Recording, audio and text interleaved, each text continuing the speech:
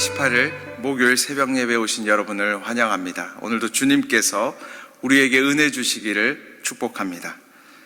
마태복음 7장 13절부터 21절까지의 말씀만 읽어보겠습니다. 마태복음 7장 13절부터 21절까지의 말씀을 다 함께 각자의 자리에서 읽겠습니다.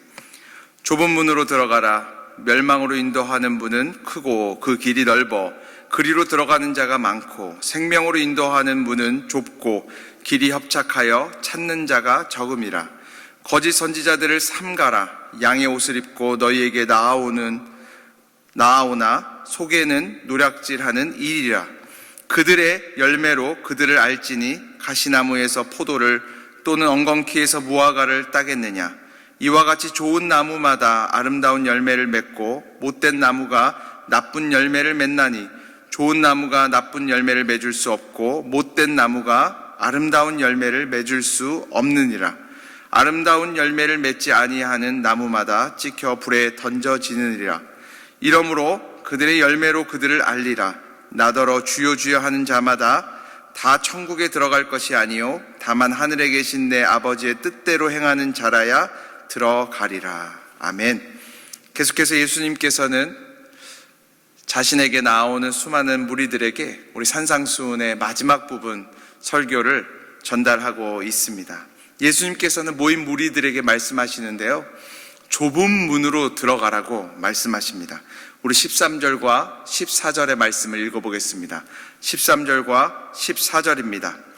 좁은 문으로 들어가라. 멸망으로 인도하는 문은 크고 그 길이 넓어 그리로 들어가는 자가 많고 생명으로 인도하는 문은 좁고 길이 협착하여 찾는 자가 적음이라. 성경을 통해서 예수님께서 말씀하시는데요, 두 가지 길이 있다는 거예요.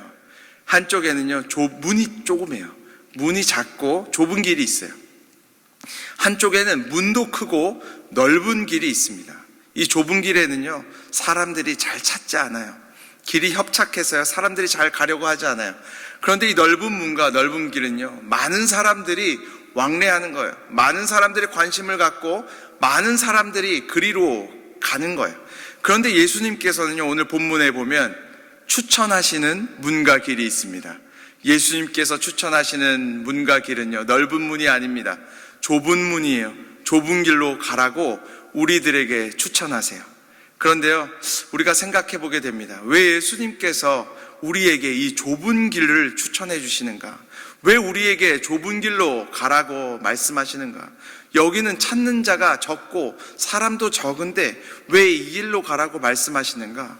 제가 생각해 보니까요, 가장 먼저 예수님께서 우리들에게 좁은 길을 추천하시는 이유는 우리가 좁은 길을 따라 걸으면 우리가 예수님을 잃어버릴 가능성이 없기 때문입니다. 여러분 생각해 보십시오. 여러분의 인생을 한번 돌이켜 보십시오. 우리는요, 항상 넓은 길과 평탄한 길 달려갈 때요, 살아계신 여호와 하나님을 잊어버리고 살 때가 많잖아요. 예수님 잊어버릴 때가 있잖아요. 하나님의 필요를 잊어버릴 때가 있잖아요. 그런데 좁은 길이 나타나고 인생의 협착한 길이 나타날 때 우리는 하나님을 찾게 되잖아요. 그분의 손을 꼭 붙들게 되잖아요. 저희가 아이들을 키우면서요, 항상 제가 엄마가 부러운 것은 아이들이 엄마를 너무 저보다 좋아하는 것입니다. 제가 아무리 잘해줘도요, 저보다 저희 딸은 특히 엄마를 좋아해요. 제가 같이 자자고 해도 금방 조금 있으면 엄마의 품으로 돌아가 버리고 너무나 항상 아쉬워요. 그런데 이 딸이 저한테 꼭 안길 때가 있습니다. 제 손을 꼭 잡을 때가 있어요. 그럴 때는 언제나 어떤 때냐면 본인이 두려움을 느낄 때예요. 산길을 걸어가야 되는 길이 있다든지 아니면 맹수의 우리 앞에 동물원 갔을 때 그런 데 가면요, 엄마의 손을 뿌리치고 저한테 꼭 안깁니다. 왜냐하면 본인 생각에 엄마보다는 그래도 아빠가 더 강하다고 생각되나 봐요. 그러니까 저한테 꼭 안겨요. 여러분, 우리가요, 좁은 길로 예수님께서 가라고 말씀하시는 이유 중에 하나는 그러면 우리가 예수님의 손을 꼭 붙들게 되기 때문이죠. 여러분, 오늘날을 살아가시면서 하나님이 이렇게 멀게 느껴지시고 자기 삶 가운데 은혜가 점점점 사라져가는 것 같은 때를 살아가시는 분이 있다면요, 여러분이 지금 걸어가고 있는 평탄한 길에서 벗어나십시오. 여러분이 이렇게 지나가고 있는 넓은 길에서 이제는 나오십시오. 그리고 사명의 길로 가십시오. 여러분, 사명자의 길은요, 항상 좁고 협착해요. 성경에 나오는 수많은 사명자들이요, 하나님한테 애원하는 게 무엇입니까? 이런 거예요. 하나님, 저 좀 이제 죽여주세요. 너무 힘듭니다. 너무 괴롭습니다. 여러분, 사명자의 길은요, 기도하지 않고는 갈 수 없는 길입니다. 괴로운 길이에요. 고난의 길이에요. 그런데 한 가지 복된 길이에요. 뭐가 복되냐면 예수님의 손을 꼭 붙들고 가기 때문에 복된 길이에요. 우리가 너무나 두렵게 느껴지기 때문에, 근심이 되기 때문에 하나님 앞에 기도하고 무릎으로 나아가는 길이 사명자의 길이에요. 왜 또한 예수님께서는 우리에게 좁은 길로 가라고 말씀하시냐? 넓은 길은요, 사람들은 많이 왔다 갔다 하지만 멸망으로 인도되는 길이기 때문입니다. 좁은 길은 사람들은 많이 가지 않지만 생명으로 인도되는 길이기 때문에 그 길로 가라고 우리에게 말씀하시는 거예요. 다른 건 몰라도요, 여러분, 오늘날의 삶을 한번 이렇게 자신을 살펴보십시오. 살펴보면 우리의 영이 지금 살아있는지 죽어있는지 알 수 있어요. 만약에 우리의 영이, 우리의 시선이, 우리의 삶이 오늘날 사람들이 관심 갖는 곳에만 있다면, 사람들이 막 열광하는 곳에만 있다면, 사람들이 몰려가는 곳에만 우리의 시선이, 관심이, 마음이 뺏겨 있다면요, 우리 영은 지금 잠들어 있는 거예요. 그런데 사람들이 찾지 않고, 사람들이 원치 않고, 비천하고 남루하고 낮은 길에 우리의 시선이 가고 있다면요, 우리의 영은 살아있는 거예요. 우리의 영은 지금 여호와 하나님을 바라보고 있는 거예요. 그렇기 때문에 예수님께서는 우리에게 말씀하시는 거죠. 너희가 좁은 길을 향해 걸어가라. 좁은 길을 향해 나아가라. 그때 우리는 예수님을 잃지 않게 되는 거룩한 역사가 있을 줄로 믿습니다. 또한 예수님께서 오늘 말씀하시는 것은 거짓 선지자들을 조심하라고 말씀하십니다. 우리 15절의 말씀을 읽어보겠습니다. 15절입니다. 거짓 선지자들을 삼가라. 양의 옷을 입고 너희에게 나아오나 속에는 노략질을 하는 일이라. 성경에 이야기하는 거예요. 거짓 선지자들을 조심하라는 거예요. 거짓 선지자들이 많다는 거죠. 근데 조심하라는 거예요. 근데 거짓 선지자가 참 두려운 이유는요, 그들이 가짜이기 때문이 아닙니다. 그들이 가짜인 것 때문에 두려운 게 아니라 그들이 양의 옷을 입고 있다는 게 참 두려운 일이에요. 양의 옷을 입고 있으니까 구분이 안 되는 거예요. 그것이 참 어려워요. 여러분, 이게 참 두려운 이유는요, 사람만큼 겉모습에 현혹되는 동물이 없습니다. 사람만큼요, 사람을 겉모습을 보고 판단하는 사람들이 없어요. 그런데 양의 옷을 입고 있잖아요. 어떻게 판단하겠습니까? 양이라고 판단되어지게 되는 거예요. 얼마나 위험한 일이에요. 얼마나 힘든 일이에요. 여러분, 성경에 보면요, 아무리 훈련받은 사람들이라 할지라도, 하나님이랑 가까운 사람들이라 할지라도요, 이 겉모습에 현혹되는 모습들을 너무나 많이 보게 됩니다. 우리가 사무엘 선지자에게 하나님께서 말씀하시잖아요. 너가 베들레헴에 가서 이새의 자녀들 중에 이제 다음에 왕이 될 사람을 기름 부어 세우라고 이야기해요. 근데 사무엘 선지자가요, 가서 이렇게 이새의 아들들을 보는데 첫째 아들 엘리압이 들어오니까 어떻게 합니까? 너무 외모가 출중한 거예요. 그러니까 사무엘 선지자가 정말 왕이 될 사람이 여기에 있구나, 이렇게 생각할 때에 하나님께서 그의 마음 가운데 말씀하시잖아요. 그의 키와 용모를 보지 말라.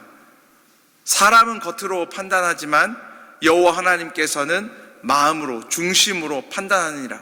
내가 그를 이미 버렸다고 말씀하시잖아요. 사무엘 선지자도 겉모습을 보고 판단할 때요, 이렇게 실수하게 되어지는 거예요. 그래서 예수님께서요, 절대로 실수하지 않고 거짓 선지자들을 판별하는 방법에 대해서 오늘 성경에서 자세히 말씀해 주십니다. 16절부터 18절까지 한번 읽어보겠습니다. 16절부터 18절입니다.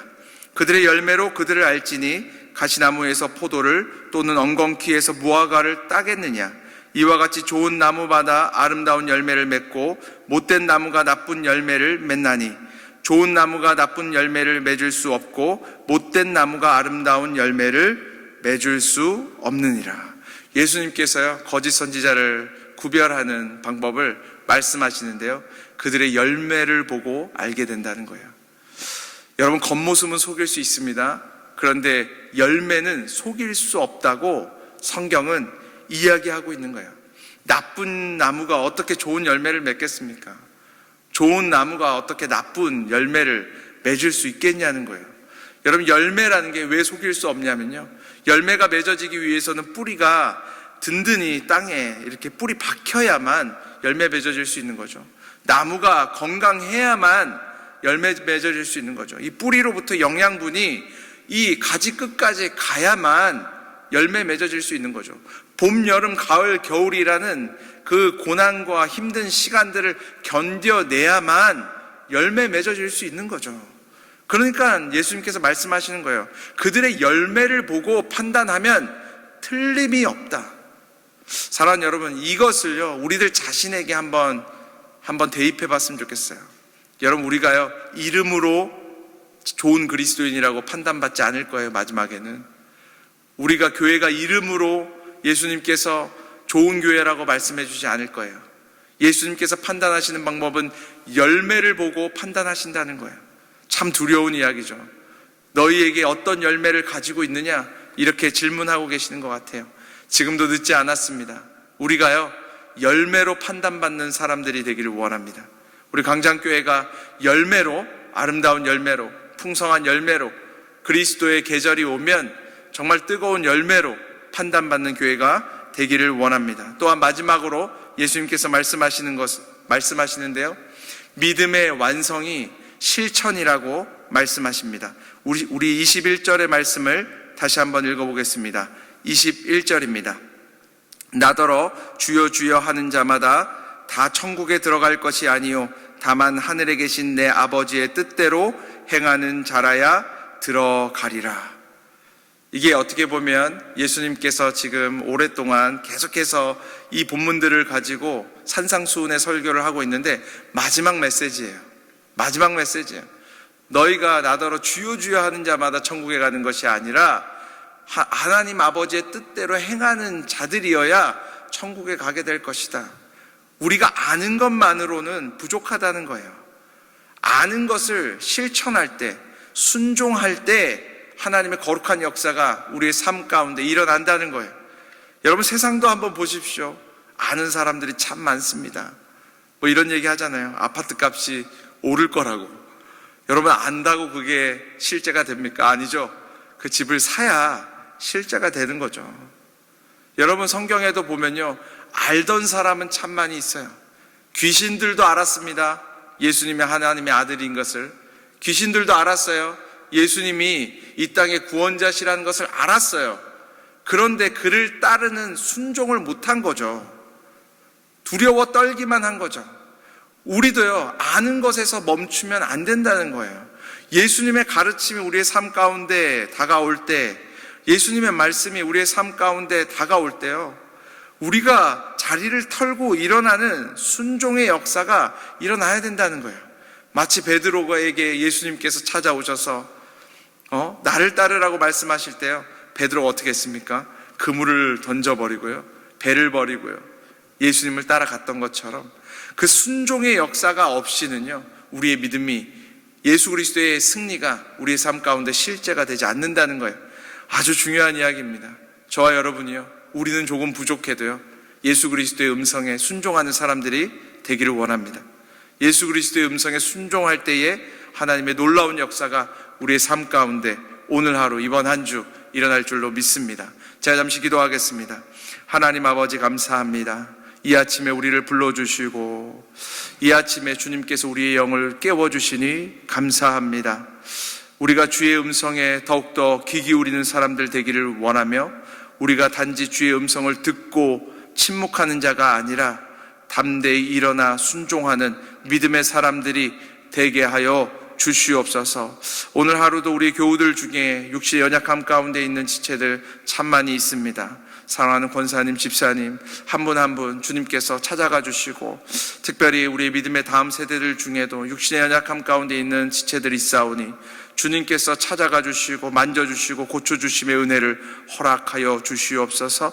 내가 나사렛 예수 그리스도의 이름으로 명하노니 모든 연약한 부분들은 믿음 가운데 예수 그리스도의 보혈로 온전히 나을지어다. 주님께서 그들의 영혼에 세임을 허락하여 주시고 육신의 세임을 허락하여 주시고 온전히 강건케 됨의 역사를 허락하여 주시옵소서. 오늘 하루도 순종함으로 승리하기를 원하는 우리 모두에게 하나님 함께하여 주시고 붙들어 주심의 은혜를 허락하여 주시옵소서. 예수 그리스도의 이름으로 기도드립니다. 아멘.